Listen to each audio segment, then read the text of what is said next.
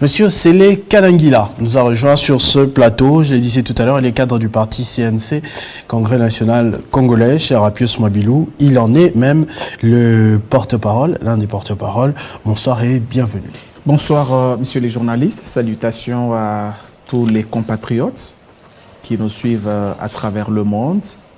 Notre parti, votre parti aussi. Quand je dis votre parti, je sais que vous êtes journaliste et qu'en tant que tel, vous ne pouvez pas enfiler les costumes d'un parti politique. Mais quand je dis votre parti, c'est au regard, je l'ai toujours dit, du combat que nous menons au CNC derrière les leaders majeurs, Excellence Appius Mwabilou Mukala. Nous estimons au CNC que si ces combats aboutissent, chaque citoyen trouvera son compte. Et donc, au nom de notre visionnaire, Excellence Appius Mwabilou Mukala, nous vous disons merci de cet honneur que vous ne cessez de nous faire en nous invitant sur ce plateau afin d'éclairer la lanterne de nos concitoyens qui nous regardent, nous suivent à travers le monde sur notre position en tant que parti politique concernant différents sujets de l'heure, différents sujets d'actualité.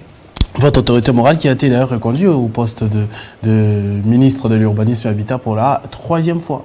Le Congrès national congolais exprime sa grande joie, sa grande satisfaction à la suite de cette reconduction et nous avons, à travers un communiqué signé par le président intérim du parti, Maître Méchac Mandefou, exprimé notre reconnaissance à l'autorité suprême du pays, à savoir son Excellence Félix Antoine Tshisekedi Tshilombo, pour cette confiance, cette marque de confiance qui ne cesse de renouveler à notre leader, Excellence Appius Mwabilou Mukala. Mais c'est comme nous l'avons dit dans notre message, cette reconduction est un signal fort que le président Tshisekedi a envoyé dans le cadre de sa lutte contre les antivaleurs, notamment pour ce qui est de l'urbanisme habitat, la lutte contre la spoliation, son combat pour que les Congolais trouvent un habitat qui répond aux normes mondiales. Et donc, nous sommes très contents. Nous espérons que notre leader, Excellence Appius Mwabilou Mukala, va donc maintenir le cap. Il le dit souvent, et je vais ici relayer son message, servir et non se servir. Et donc, parce qu'il est au service de la nation, nous lui souhaitons aussi plein succès, parce que, comme il l'a dit lui-même, la population doit trouver son compte dans tout ce qui est fait par les autorités à tous les niveaux. Et donc, Excellence Appius Mwabilou Mukala a prêché par l'exemple en s'inscrivant totalement dans la logique du peuple d'abord, en remettant aux Congolais leur maison qui avait été spoliée, en mettant de l'ordre à travers la création de différents établissements. J'ai fait allusion ici aux différentes réformes qu'il a eu à initier. C'était dans l'optique de permettre à la population congolaise de bénéficier et donc de trouver son compte. C'est comme ça qu'aujourd'hui, on parle des guichets uniques, on parle de la COPRIM, on parle du FONAB, on parle de la cellule technique pour le développement urbain. Bref, il a eu à initier beaucoup de réformes parce que tous les désordres qui a régné dans ce secteur depuis 1989 ne devraient trouver des solutions que grâce aux réformes. Et donc, les réformes courageuses qu'il a initiées sont en train de résoudre le problème. Et donc, nous estimons, comme il est déterminé, qu'il va aller jusqu'au bout pour que ça soit, en fin de compte, la population qui gagne. Parlons du plan politique, parce que là, vous êtes resté du côté exécutif. Exactement. Mais il y a également un rôle important à jouer côté politique. Appius Mwabilou, notamment récompensé, si on doit le dire comme ça, par Félix Tshisekedi, par le travail qu'il abat dans le gouvernement notamment, a aussi quelque chose à offrir à Félix Tshisekedi du point de vue politique, parce que je sais que vous vous battez notamment pour sa réélection en 2023, vous nous l'avez dit lors de vos précédentes interventions. Seulement, est-ce que cela passe notamment par l'actualité du moment, par le fait d'écarter d'autres candidats pour que Félix Tshisekedi puisse concourir seul? D'abord, j'ai fait un petit constat sur la thématique. La thématique là. Si les amis qui sont à la technique peuvent corriger parce que là, je vois, c'est écrit la Congolité, le cardinal Ambongo. Je crois que c'est peut-être une... Parce que nous en parlerons aussi. Alors, bref, nous, tout ce que nous posons comme acte prend en compte l'intérêt du peuple. C'est cet intérêt du peuple qui avait poussé notre leader, le leader majeur, Excellence Pius Mabelo Mbaye-Mukala, à soutenir le combat que menait le président Tshisekedi parce qu'on l'avait jugé important et bénéfique pour la population. Maintenant, vous nous demandez sur le plan politique ce que nous pouvons faire, mais non. Ce que nous allons faire sur le plan politique, on ne le fait pas pour nous-mêmes. Pius Mabelo ne le fait pas pour lui-même. Pius Mabelo a décidé, parce que content du travail qui a été abattu par le président Tshisekedi dans si peu de temps, qu'il portait, lui et sa famille politique, le Congrès national congolais, la candidature du président Tshisekedi. Lorsque nous portons cette candidature, c'est parce que nous estimons que si, dans un laps de temps, Tshisekedi peut doubler, voire tripler les salaires des enseignants, s'il a un peu plus de temps, il va faire mieux. Si dans si peu de temps, Tshisekedi peut apurer tout ce qu'il y avait comme arriéré de salaires dans différentes entreprises publiques, s'il a un peu plus de temps, il peut bien faire. Si dans si peu de temps, Tshisekedi peut créer une société qui permet aujourd'hui la mobilité des étudiants à travers la République démocratique du Congo. J'ai fait allusion ici à ce qu'on appelle Transacademia. S'il a un peu plus de temps, il peut mieux faire. Mais s'il a tout ce bilan, pourquoi on a l'impression que ses proches, alors, tentent d'écarter d'autres candidats pour qu'ils puissent concourir seuls? S'il a ces arguments, s'il peut dire ça à la population. Aucun proche du président Tshisekedi n'a tenté d'écarter qui que ce soit. Quel est l'avis du parti CNC? Le Congrès national congolais est jaloux de la souveraineté et jaloux de la redevabilité vis-à-vis de la nation. Depuis quand? Le Congrès national congolais estime que certains problèmes que l'on a connus dans ce pays, c'est à cause notamment de ces boulevards qui a été ouverts par les compatriotes qui... Ici, est-ce que je peux aller jusqu'au bout de ma logique, monsieur le journaliste, parce que là, vous m'interrompez à tout moment et je risque de perdre un peu les fils d'idées. Je disais que le Congrès national congolais est un parti républicain. Le Congrès national congolais prône les valeurs démocratiques. Le Congrès national congolais se bat pour que la population trouve son compte. C'est le combat que mène Pius Mabelo voici plusieurs années maintenant. Et il est resté fidèle et loyal vis-à-vis de la nation, vis-à-vis de ce combat-là. Et donc, pour le Congrès national congolais, toute initiative allant dans le sens de protéger la souveraineté nationale, de protéger la sécurité, de protéger l'intégrité du territoire national, a notre soutien. Ça, c'est le premier élément. Le deuxième élément, le Congrès national congolais étant un parti républicain, ne peut pas imposer ou refuser à un citoyen de réfléchir sur comment il voudrait voir son pays être géré. Sur le bon modèle de gestion, selon lui, ça fait partie de la démocratie. Moi, je pense qu'au lieu de ceux qui se sentent, concernés, parce que quand vous parlez de cette initiative, je suis sûr et certain que vous faites allusion à la loi à la proposition de loi dite Tchani. Exactement. Tchani est un citoyen congolais, il a le plein droit de réfléchir sur comment son pays peut être géré demain. Et donc, à ce débat d'idées, le CNC propose un débat d'idées parce qu'au CNC, nous disons qu'un débat politique, un combat politique repose sur les idées et non sur les insultes, comme on peut les lire à travers les réseaux sociaux. Et nous disons aux gens qui ont pillé ce pays, qui ont des milliards et des millions, pour corrompre, instrumentaliser les gens, monter des fausses sociétés civiles, parce que dans une dynamique de maintenir le Congo dans les trous les plus profonds où ils l'ont jeté, que ce temps-là est révolu actuellement. Les débats reposent sur les idées, mais nous pensons que nous ne pouvons pas interdire à un citoyen de réfléchir à haute voix pour ce qu'il trouve important à partir du moment où cela ne viole aucune disposition constitutionnelle. Ne viole aucune disposition constitutionnelle, donc vous êtes certain au niveau du CNC que ce n'est pas une proposition de loi, en tout cas jusque-là, qui vise une personne. Qui se sent mauvais, se mouchera. Ça c'est clair. Parce qu'il y a le timing aussi. S'il vous plaît, la loi est toujours impersonnelle. 8 mois, 5, 6 mois, ce n'est pas le problème du CNC. Le CNC est un parti, je vous l'ai dit tout à l'heure, qui prend les valeurs, et les valeurs voudraient qu'on respecte le travail confié à chaque institution par notre Constitution. Je pense que chacune des institutions concerné par cette initiative jouera son rôle dans l'indépendance la plus totale.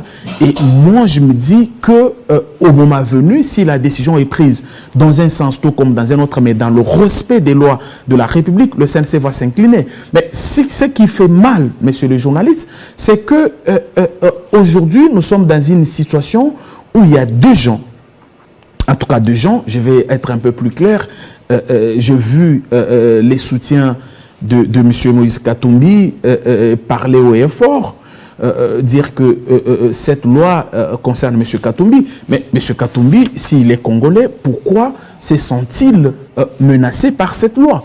Parce que si je m'en tiens à la deuxième lettre ouverte écrite par le bâtonnier Jean-Claude Muyambo, qui est aujourd'hui l'un des alliés de M. Moïse Katumbi, sa lettre ouverte intitulée « Ma part des vérités », donc la part des vérités de M. Jean-Claude Muyambo, il nous présente M. Katumbi dans cette lettre comme étant quelqu'un qui n'est congolais ni des pères ni des mères. Je cite ma source. Maintenant, c'est notre débat. Après tout, nous sommes focus sur nos objectifs. Le premier objectif qui nous a été assigné par les leaders majeurs, Excellence Puissma Ben Moukala, c'est de nous battre pour obtenir la réélection du président de la République. Ça, c'est un fait. Et pour cela, le CNC travaille. Pendant que nous sommes sur ce plateau, il y a une délégation nationale qui est à Kisangani pour redynamiser le parti, remobiliser les troupes afin que le CNC puisse atteindre cet objectif-là. Pas seulement à Kisangani, moi-même je reviens de Bunia. Il y a d'autres délégations qui sont à Lubumbashi, un peu à travers la République, parce que nous estimons au CNC que la véritable politique ne se fait pas à la télévision. Un politicien, un parti politique sérieux fait son travail sur terrain. Et nous sommes en train de faire ce travail-là. Et nous, là, je peux vous parler comme parti membre du gouvernement. Au regard du bilan, du travail abattu par le président Tshisekedi, nous ne pouvons avoir peur des personnes. Nous sommes sûrs et certains que s'il y a une élection transparente, crédible et apaisée organisée demain, Tshisekedi, Félix, va gagner cette élection sans aucune autre forme de procès. Maintenant, il revient... Même s'il est face à Katumbi. Non, parce que vous avez cité M. Katumbi. Face à Fayulu, est-ce que je peux y aller? Vous avez cité un nom, laissez-moi quand même commenter. Je crois que c'est de mon droit le plus légitime, parce que vous avez cité M. Katumbi. M. Katumbi a fait preuve par le passé que c'est quelqu'un qui ne pouvait pas se battre pour l'intérêt général. C'est un monsieur qui a passé toute sa vie à s'enrichir sur les têtes et les dos des Congolais. Partout au Katanga, M. Katumbi a régné pendant plusieurs années comme gouverneur. Mais on vous dit, et j'ai des témoins vivants, que si vous voyez M. Katumbi procéder à la construction d'une route dans l'ex-Grand Katanga, ce qu'il a son intérêt, il peut avoir sa boutique, il peut avoir sa pharmacie ou les QG de son équipe. Et quand il démissionne... Et donc c'est un monsieur, je vais répondre par rapport à cette démission, donc c'est un monsieur qui a passé toute sa vie à s'enrichir seul et avoir cet argent maintenant pour commencer à utiliser certains citoyens, pensant qu'il peut même fermer les cerveaux de ceux qui peuvent réfléchir à haute voix comme comme M. Noël Tiani. Ça, c'est quand il quitte le tout-puissant gouvernement de l'Union sacrée. Je vais répondre. C'est toujours par intérêt personnel. Est-ce que je peux y aller petit à petit? Parce que vous m'avez posé une question qui me met très mal à l'aise. Ça, c'est le premier élément. Le deuxième élément ici, c'est que je vous prends encore un passage ou une phrase. Je tire cette phrase de la deuxième lettre ouverte de Jean-Claude Muyambo. Cette lettre dans laquelle il nous présente M. Katumbi comme étant un sujet zambien des mères et juif des pères. Muyambo nous raconte une histoire qui m'a toujours bouleversé. Il nous dit qu'il y a une marchandise de la Gécamine saisie en Zambie. La marchandise saisie, on ne veut pas la libérer parce qu'à l'époque, la Gécamine devait beaucoup d'argent à un sujet zambien. Pendant que les Muyambo et les autres attendaient rencontrer ces sujets zambiens, il s'est malheureusement agi de M. Moïse Katumbi. Expliquez-moi, vous savez combien de foyers dépendent de la Gécamine au Katanga? Je vous prends juste un exemple. Lorsque quelqu'un qui prétend devenir président aujourd'hui pour ses intérêts égoïstes, il peut mettre dans les trous les plus profonds un établissement comme la Gécamine. Notre population... on dira un peu plus, moi je ne vais pas commenter. Donc bref, Monsieur Katumbi, c'est un monsieur qui était au service de lui-même. Vous me posez sa question par rapport au départ de la tête de la province. Non, mais c'est un monsieur calculateur qui fait tout pour son intérêt. Quand il a vu que le président Kabila était... son mandat touché à la fin, il a porté les costumes, un autre costume pour continuer à appauvrir la population. Bref, c'est des méthodes qui marchent. C'est aussi le cas donc pour Félix Tshisekedi, parce qu'il a quitté le gouvernement, il a été le seul. Non, mais il a quitté les gouvernements. Vous savez, je vais vous choquer, monsieur le journaliste. Tous ceux qui ont quitté le gouvernement de l'Union sacrée avaient confondu d'époque. Parce que l'Union sacrée était une sorte de deuxième chance que la population, par son président de la République, accordait à certaines personnes qui avaient mal géré, qui avaient fait preuve d'un manque criant d'amour pour le pays par le passé, et donc ils pouvaient se rattraper. Il s'est avéré malheureusement que ces citoyens pensaient que l'Union sacrée s'appelait blanchisserie et qu'ils pouvaient y venir, continuer à appauvrir l'État, faire du Congo une sorte de leur vache à lait. Mais quand ils ont vu que dans l'Union sacrée, il y a la rigueur, le président l'avait si bien dit, lorsque vous avez des comptes à rendre à la justice, que vous soyez de l'Union sacrée ou non, vous devez répondre. Et donc, les gens ont réalisé qu'ils avaient confondu non seulement je vais dire, d'époque, mais aussi de réalité. C'est normal que les gens, n'ayant pas trouvé leurs intérêts égoïstes, quittent. Mais est-ce que c'est pour autant qu'il n'y a pas dans ce gouvernement les gens comme les Pius Mabilou, les gens comme les Nicolas Kazadi qui se sont totalement mis au service de la nation? Je dis tout de suite qu'ils sont là, qu'ils continuent, que le travail est bon. C'est vrai que les trous étaient profonds, nous en sommes conscients, mais les efforts qui sont fournis, il faut le relever, sont très importants.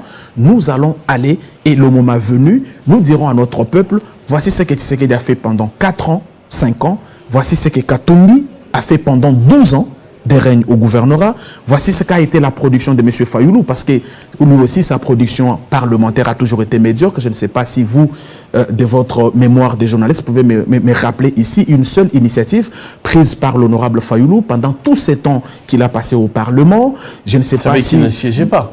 Non, avant qu'il n'élève l'option de ne pas siéger cette législature, il a siégé pendant plusieurs autres législatures. Rappelez-vous de sa décision qu'il a prise contre le mot d'ordre donné par Étienne Tshisekedi quand il demanda à tous les députés sortis de ses rangs de ne pas siéger. Il est allé siéger.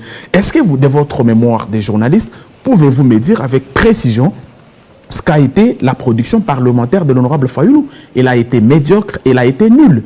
Et donc, si on n'est pas fidèle dans peu de choses, on ne peut pas l'être dans de grandes choses. Et la le dit bien, on ne va pas pour connaître quelqu'un se fier à ce qu'il dit, il faut plutôt se fier à ce qu'il fait. Et lorsque vous vous fiez à ce que Tshisekedi fait, à ce que Mabilou fait, vous réaliserez que ces hommes ont en commun l'amour de la patrie, et c'est cet amour qui les pousse à décider dans l'intérêt du peuple. En tout cas, on sent qu'il y a vraiment beaucoup à dire. C'est un très large débat. Une seule thématique n'aura pas suffi, malheureusement. Au CNC, comme vous l'avez dit vous-même, vous faites beaucoup plus un travail sur terrain que dans les médias. Et donc, quand vous sortez, il est préférable de parler directement en long et en large. Exactement. Peut-être je vais demander justement ce programme de ce que vous faites sur terrain. Qu'est-ce qui est prévu? Si vous pouvez nous rappeler les villes que vous avez citées tout à l'heure. Alors, j'ai lu, avant de répondre à votre question, j'ai cité un média sérieux, que j'ai lu l'article ce matin, Casse Info, qui nous a fait beaucoup de révélations sur la messe noire à laquelle certains compatriotes ont pris part récemment à Lubumbashi. Comme Félix Tshisekedi à l'époque. S'il vous plaît, est-ce que je peux avancer? Selon les informations en notre possession, c'est que cette messe devrait d'ailleurs se tenir en dehors du pays, et que bon, il y a eu un débat houleux qui a fait que la messe puisse finalement se tenir à Lubumbashi. Mais je vais vous prendre 2 paragraphes, parce que j'ai lu les communiqués finaux ou la déclaration qui a sanctionné la messe noire de Lubumbashi. Mais j'ai quand même fait mes recherches pour aller lire le communiqué signé par le M23 il y a 3 semaines. Vous réaliserez, et ça, certains de nos compatriotes seront peut-être surpris, que les 2 messes revendiquent la même chose. Quand vous lisez le deuxième ou troisième paragraphe du communiqué du M23, on vous dit il faut mettre de côté l'initiative de M. Tiani. Moi, je ne suis pas ici venu faire la communication de M. Tiani, mais bon, écoutez, il fait l'actualité, on doit le citer. Et au paragraphe 2 de la déclaration de Lubumbashi, on reprend la même chose. Et donc, si nous réfléchissons bien, dans le cadre du non-dit du discours... sous-entendez. Non, je dis, si nous réfléchissons dans le cadre du non-dit du discours politique tel que développé, ou proposé... C'est dangereux quand même. Non, moi, je vous parle de deux paragraphes ou de deux déclarations. La déclaration du M23 qui s'oppose à la loi Tiani et la déclaration de Lubumbashi également qui s'oppose à la loi Tiani. Donc, vous réaliserez que les deux groupes ont en commun quelque chose, lequel l'avenir nous en dira. Mais moi, quand j'ai suivi... S'il faut réfléchir quand j'ai suivi avec Félix Tshisekedi qui était proche de Paul Kagame, Paul Kagame qui a compati ici à Kinshasa, on a applaudi, et Paul Kagame qui joue à l'envers aujourd'hui contre la RDC. Je ne sais pas pourquoi vous voulez juste de prendre... Non, mais moi, je vous ai dit là, c'est très dangereux. Non, j'ai dit que les communiqués de Lubumbashi combat la loi Tiani, parlent de l'ouverture de l'espace politique. Les communiqués du M23 l'a fait avant celui de Lubumbashi. Ça veut dire des deux choses l'une.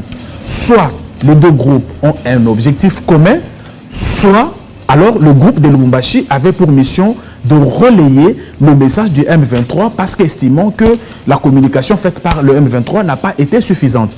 Et donc, pour nous, nous demandons à notre peuple de rester vigilant, mobilisé derrière le président Félix Tshisekedi qui fait un travail énorme au niveau du CNC, dans toutes les interfédérations. Le mot d'ordre a été donné par les leaders majeurs, Excellence Pius Mabin Baïmoukala, pour qu'on travaille. On ne va pas faire une politique à la télévision. Lorsqu'on dit porter la candidature du président Tshisekedi, nous la portons à travers le travail important, sérieux, que nous sommes en train de faire sur terrain. Merci beaucoup, M. Sélé Kalangila. C'est Sélé avec un C, membre du CNC, cadre, porte-parole. Exactement. Et qui porte la parole du parti de M. Pius Mwabilou, ministre d'État en charge de l'urbanisme et habitat. Les leaders majeurs, ils vous remercient en tout cas de cet honneur. Et nous espérons revenir régulièrement sur ce plateau, donner notre point de vue, dire à notre population, notre position, ce que nous pensons plutôt de la manière dont est géré notre pays aujourd'hui. Nous allons organiser cela. Merci beaucoup. Bien avant vous, il y avait M. Faustin Wessa qui était consultant à la Cour pénale spéciale. Avec lui, on a parlé de la manière qui pourrait stopper l'impunité des seigneurs de guerre ici en République démocratique du Congo, des gens qui massacrent et qui ne devraient pas avoir ensuite du crédit au milieu de la population. Et ensuite, on a parlé avec M. Sélé Kalangila de bien des sujets sur les enjeux de l'heure, que ce soit sur la loi ou le gouvernement, les travaux abattus par Félix Tshisekedi, et il reste confiant sur les objectifs de 2023, décembre notamment. On se retrouve très prochainement avec le même plaisir. Dans quelques minutes, vous aurez la grande édition du journal de Gloria Mbouya.